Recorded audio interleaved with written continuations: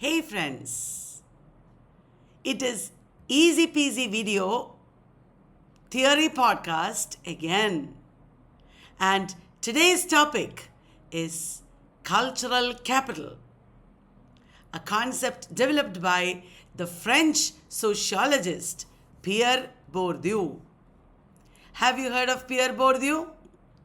He has talked about other concepts also, like habitus, field, etc., cultural intermediaries.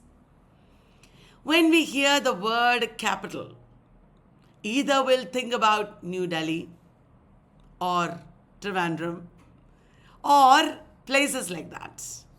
Or you can also think about money, the financial capital.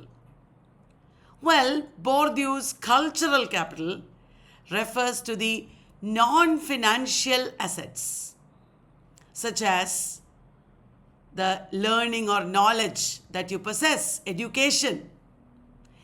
It can be knowledge or your skills, or in general, the cultural experience.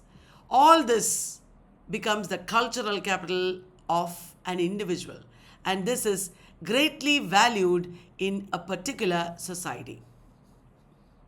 We all know that our position in this society is not only due to our natural talents, but due to cultural capital. In other words, cultural capital can have a significant impact on an individual's social status as well as opportunities in life.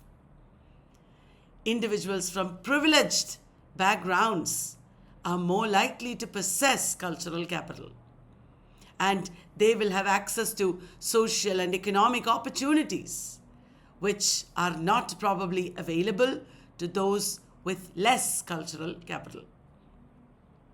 This means that cultural capital is not distributed equally in the society and can perpetuate inequality. So, why Bourdieu is talking about cultural capital is because he's concerned about inequality in society.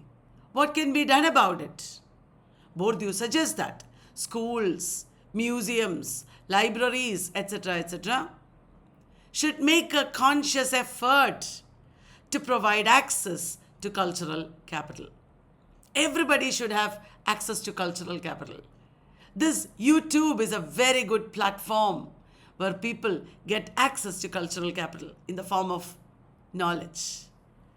And then all individuals from all backgrounds will be equal in society.